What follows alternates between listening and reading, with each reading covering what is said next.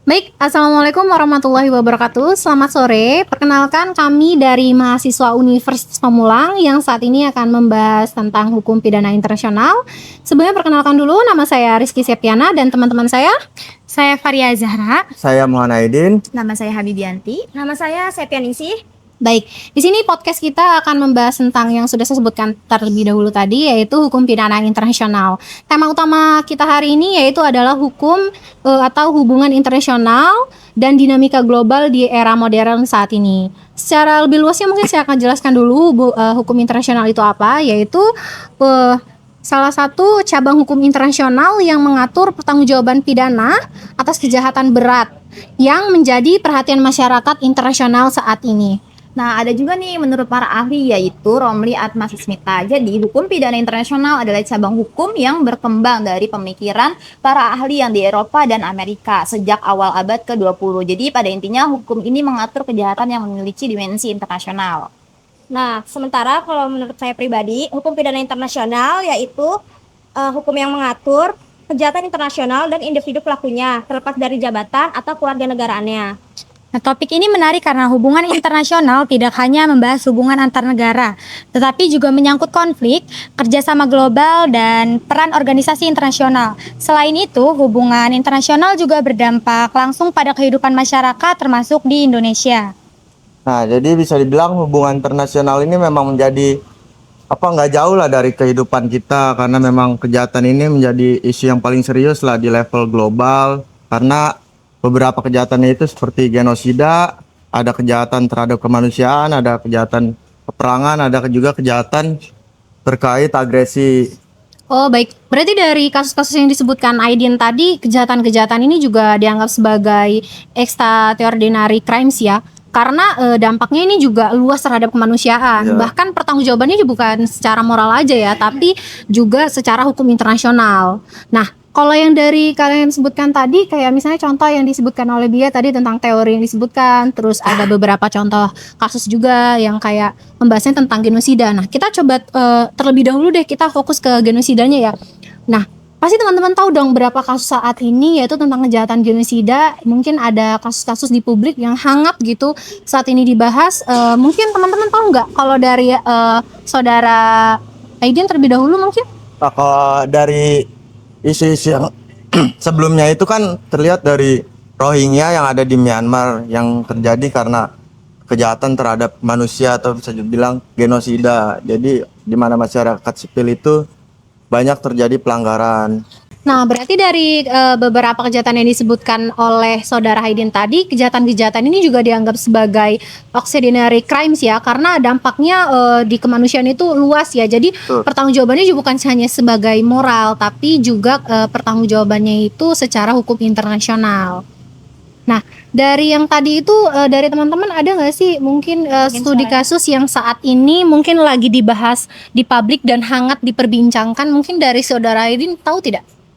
Nah, kalau dari kejahatan genosida yang sebelum-sebelumnya itu terjadi di Myanmar terkait Rohingya yang dimana etnis Muslim itu didiskriminasi lah oleh pihak pemerintah sehingga terjadi kejahatan yang menjadi isu secara global terkait kejahatan terhadap manusia. Oh gitu ya. Itu sempat dengar juga sih saya yaitu dia kan juga sempat mengungsinya ke negara kita sendiri ya, yaitu tepatnya di Aceh. Saat itu mengungsi yang sempat jadi pembahasan publik isu terutama di negara kita sendiri. Mungkin dari sebelah kiri kita mungkin ya ada dari saudari-saudari yang cantik ini. Iya, iyalah. Kalau setahu saya ya, genosida selain Rohingya itu yang lagi hangat nih sampai sekarang gitu ya. Iya benar. Itu tuh kasus yang Palestina sama Israel. Oh iya Itu kan sampai sekarang masih hangat bahkan banget hampir kan. semua negara ya itu kita ngebahasnya karena itu luar biasa ya, ada beberapa negara juga kan bahkan yang sempat itu. Nah, dari kedua kasus yang ini yang disebutkan oleh Aidin dan Sepia, menurut saya dulu nih kayaknya lebih menarik banget nih kayaknya kasus Israel, nggak sih? Setuju nggak? Setuju. Iya, karena itu yang lagi marak-maraknya banget. Iya benar, bahkan sampai saat ini kan dibahas-bahasnya gitu. Semua negara tuh tahu. Iya, bahkan kayaknya juga kasus ini cukup berat dan sampai saat ini juga belum ada penyelesaiannya kan. Mungkin dari Sepia tahu nggak lebih lengkapnya gitu kayaknya.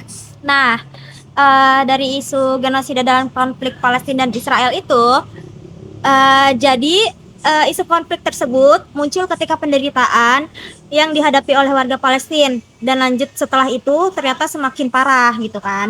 Awalnya kayak cuman dianggap sebagai perang gitu kan, perang dan perebutan antara wilayah. Namun di Gaza ini makin banyak nih warga sipil yang jadi korban gitu kan, bukan Iya, cuma iya, iya. warga sipil aja, tapi Iya, juga benar. perempuan, anak itu juga menjadi korban gitu Iya, kan. iya, iya. Terus selain jadi korban pun mereka pun juga jadi kehilangan semua gitu, kayak kehilangan rumah dan kesulitan memenuhi kebutuhan dasar mereka gitu. Benar. Benar. Nah, itu apa sih yang melatar belakangi menjadi kejahatan genosida yang bisa dibilang kegiatan genosida?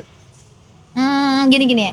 Masuk tadi dengan isu yang udah Sepia bahas ya. Nah, tadi kan Sepia nyebut nih soal genosida mulai munculnya ketika korbannya itu warga sipil Iya, yang benar. ada pada negara Palestina tersebut.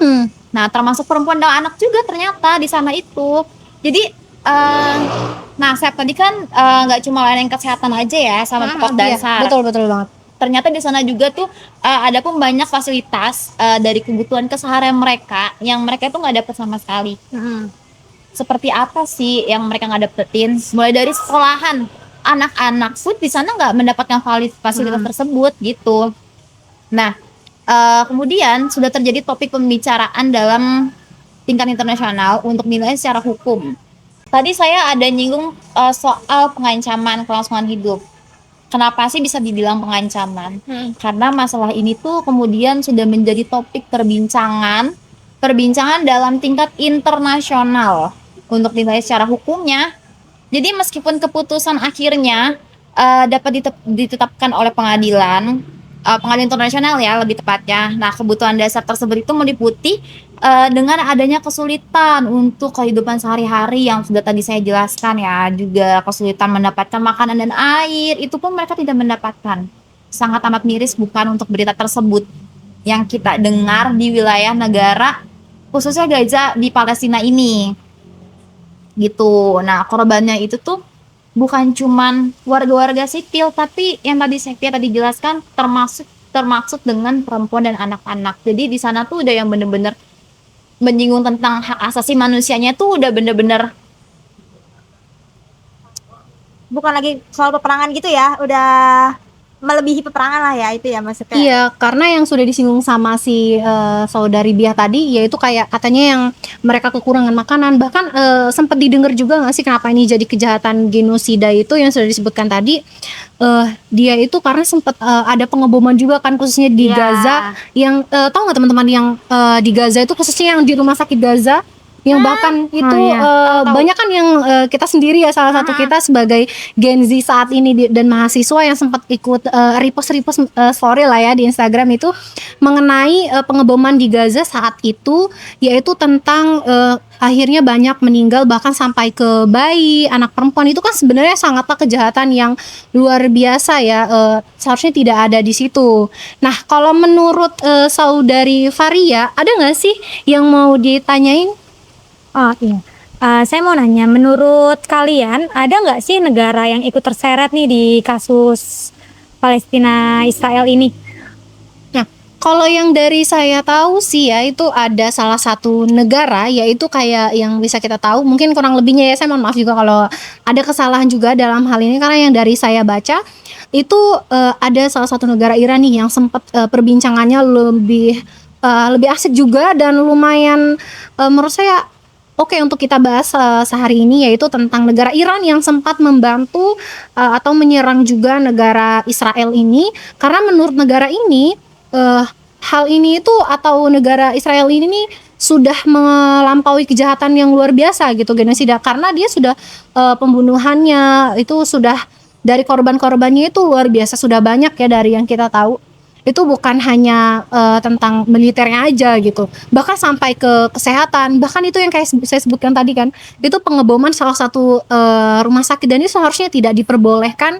Dan banyak juga kan perempuan-perempuan, bahkan yang sudah disebutkan oleh saudari Faria, disebutkan saudari Biah tadi, itu pengebomannya udah kekurangannya luar biasa, dan bahkan kita juga negara kita sendiri ya yang ikut merasakan. Mungkin ada salah satu negara masyarakat kita yang warganya sempat ke sana mengikuti memberi bantuan dan lain-lain.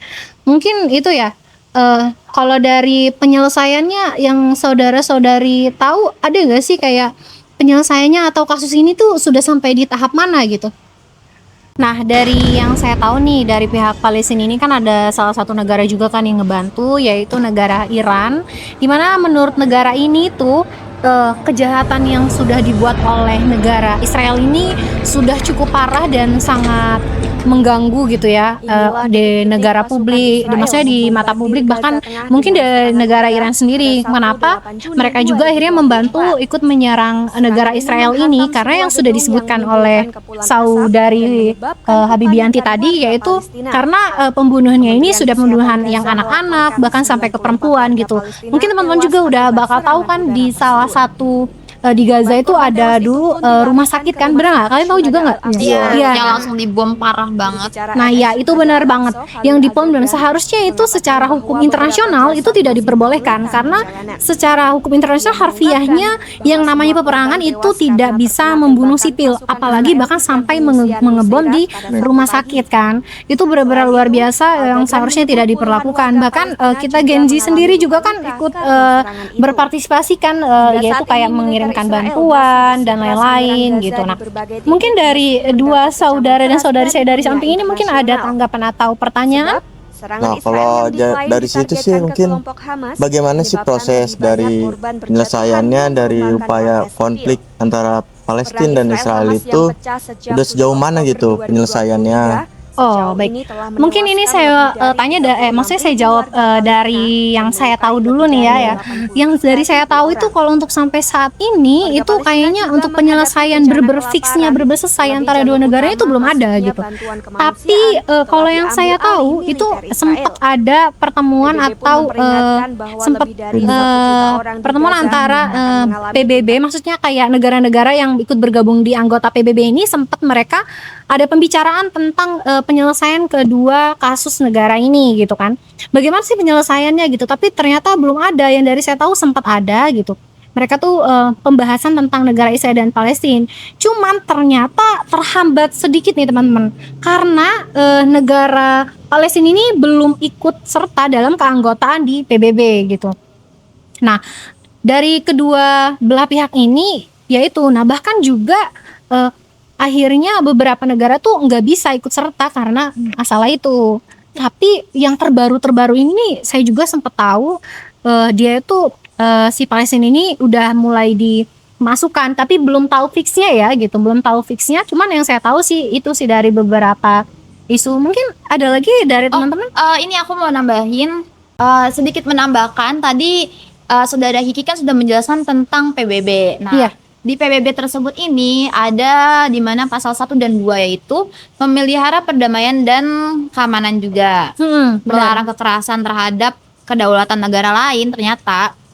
Dan dengan PBB tersebut negara Palestina ini belum termasuk Ke dalam anggotanya tadi, bener.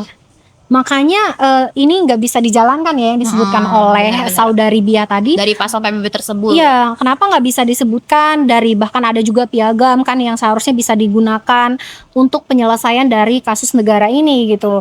Makanya nggak bisa dijalankan karena yang tadi saya sebutkan kan. Nah, dari yang kasus ini tuh berarti sampai saat ini kan yang dari kita tahu belum ada penyelesaiannya, dan ya kita doakan saja lah yang terbaik ya untuk negara ini dan penyelesaian dan ini, dan semoga kedepannya juga tidak ada kasus seperti ini lagi di negara-negara lain, khususnya negara kita sendiri ya, Indonesia, yang ya menurut kita sampai saat ini alhamdulillah masih tentram ya gitu. Nah tadi kan ada disebutkan 2 kasus nih. Ya kan benar, dari saudara Aidin tuh ada kasus tentang Rohingya yang dari negara Myanmar. Ya khususnya untuk saya sendiri ya, maksudnya untuk saya, mungkin teman-teman juga negara itu, kita kan beragama Islam nih. Nah, berarti kita seharusnya lebih merasakan juga gitu kan gimana penderitaan mereka, yaitu dari negara Myanmar kan.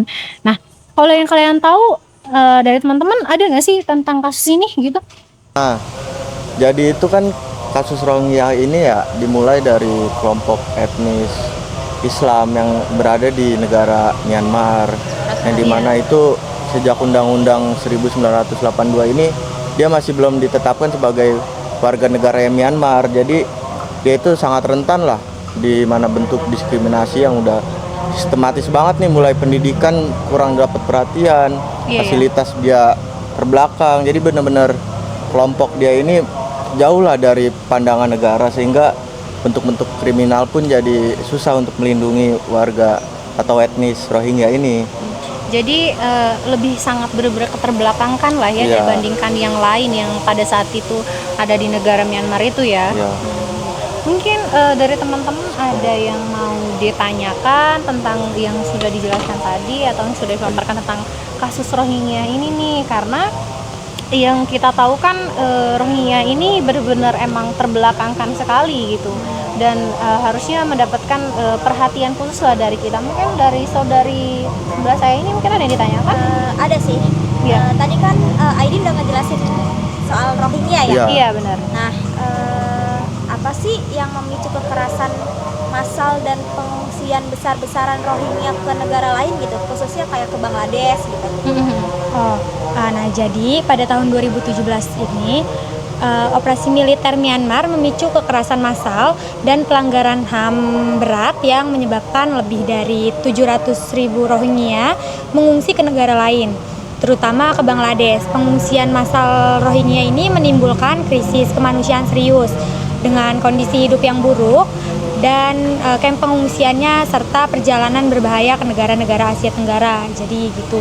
Oh ya, berarti yang bisa disebutkan juga tadi ya, yang kayak misalnya salah satunya selain Bangladesh ini ternyata mereka juga sempat mengungsi ke negara kita kan sampai di sana, karena ternyata di Bangladesh juga dari yang saya baca-baca di web itu sempat tidak diterima juga kan di Bangladeshnya, akhirnya sampai mengungsi di Asia Tenggara, ya itu yang saya tahu di Indonesia. Bahkan di Indonesia juga sempat diterima, cuman sampai saat ini juga kita tidak tahu ya kelanjutannya bagaimana. Mungkin dari saudari Habibianti mungkin ada yang ditanyakan tentang pembahasan ini? Oke, sebelumnya terima kasih untuk Kiki. Jadi ada satu pertanyaan yang emang saya mau tahu nih dari teman-teman juga. Dari penjelasan yang tadi udah dijabarkan oleh Sepia, Kiki, Faria, dan juga Aidin, ada salah satu pertanyaan yang emang saya mau pertanyakan. Jadi bagaimana sih respon dari berbagai pihak internasional ini? Jadi respon internasional ini kan udah cakup skala global lah. Jadi PBB pun ikut turun untuk menengahi kasus ini. Jadi sehingga dibawa ke Mahkamah Internasional atau ICJ, yang dimana di situ kan pembahasan terkait Rohingya itu sehingga memutuskan suatu putusan untuk melindungi warga Rohingya yang dimana dilimpahkan ke pihak Myanmar. Tapi kan pelaksanaan Myanmar ini kan dia sebelum ini kan ada kudeta lah di pihak Myanmar ini yang sehingga masih tetap terbengkalai, jadi fokus kepada negaranya, dan Rohingya ini jadi masih terpecah, jadi susah lah sebagai Rohingya ini masih mendapatkan hidup yang ideal di sana, masih susah. Jadi orang-orang yang sudah terlanjur mengungsi juga masih sulit untuk pulang ke Myanmar. Nah gitu, jadi hingga kini penyelesaian kasus Rohingya masih terhambat karena belum adanya jaminan keamanan dan kewarganegaraan, sehingga krisis ini tetap menjadi masalah kemanusiaan dan hukum internasional yang belum tuntas. Jadi seperti itu. Oh gitu ya, berarti dari hal ini juga sampai saat ini belum tuntas ya gitu. Dan dari kedua kasus ini juga sampai saat ini ternyata belum ada penyelesaian yang benar-benar fix gitu kan. Ya baik, dan di sini mungkin setelah kita membahas hukum pidana internasional dan kedua kasus ini, menurut saya pribadi yaitu dia jelas bahwa hukum internasional tidak bisa berdiri sendiri gitu ya, penegakannya selalu juga keterkaitannya kepentingan dengan politik-politik gitu, kayak contohnya tadi kayak kasus Rohingya yang akhirnya karena akibat politik akhirnya sampai ke warga-warganya sendiri gitu, khususnya harusnya warga sipil yang seharusnya tidak diperbolehkan mendapatkan hal-hal perlakuan seperti itu, karena sebenarnya itu adalah pelanggaran juga, dan pelanggarannya cukup berat untuk hukum internasional sendiri gitu. Apalagi seperti yang sudah dibahas oleh saudari kita dari Habibianti yang tadi itu pembahasannya tentang anak-anak gitu, bahkan Saya juga tadi sempat menyampaikan juga tentang pengeboman rumah sakit di Gaza, seharusnya tidak diperbolehkan seperti itu. Nah, dari kasus-kasus ini juga menunjukkan bahwa penyelesaian konflik internasional memerlukan kerjasama gitu ya antar negara, bukan hanya negara keterkaitan antara dua belah pihak saja gitu. Dan ini juga bukan hanya keputusan hukum formal gitu, tapi juga harus merajuk pada norma-norma kemanusiaan kayak yang seperti ya sering kita pelajari di kelas ya gitu, kayak bahwasanya penyelesaian seperti ini tuh bukan hanya kita berfokus saja pada hukum normatifnya saja gitu, tapi juga harus melihat dari aspek kemanusiaan kayak yang dijelaskan tadi tentang HAM gitu kan, bagaimana hukum internasional ini membahas tentang HAM, dan bagaimana juga internasional pembahasannya tentang penyelesaian kasus yang ada itu tidak bisa berdiri dengan sendirinya gitu. Dan memahami kompleksitas hubungan internasional erat di era modern, khususnya untuk kita yang saat ini adalah generasi Gen Z lah kita sebutnya ya, secara simpelnya saja, harusnya kita juga lebih memperluas lagi pemikiran kita tentang hukum internasional ini, bahwasanya hukum internasional ini sangat penting gitu, walaupun kelihatannya mungkin kehidupan sehari-hari kita nggak terlalu lah gitu, karena kan hukum Indonesia sendiri saat ini alhamdulillah mungkin cukup bagus walaupun ada pembenahan-pembenahan sedikit ya gitu. Seharusnya kedepannya juga kita harus memerlukan dan mementingkan kepentingan kita bersama gitu untuk hukum internasional ini dan lebih memahami gitu kan. Ya semoga dari pemaparan materi kita semua hari ini ya, yang membahas tentang hukum internasional, yaitu yang tadi sudah disebutkan genosida dan HAM-nya, semoga materi ini bisa menjadi pembelajaran dan pengetahuan lebih gitu, dan pengetahuan baru untuk teman-teman semua yang menonton video podcast kita hari ini ya. Semoga manfaatnya luar biasa untuk generasi kita sendiri, bahkan sampai selanjutnya sampai kita lulus kuliah mungkin ya. Mungkin kita bisa juga jadikan ini kenang-kenangan yang sudah disebutkan dosen kita tercinta di kelas gitu. Baik, terima kasih, podcast ini kita akhiri mungkin sampai sini. Mungkin selanjutnya kita bisa bahas lebih lanjut lagi. Kami akhiri, wabillahi taufiq wal hidayah. Wassalamualaikum warahmatullahi wabarakatuh.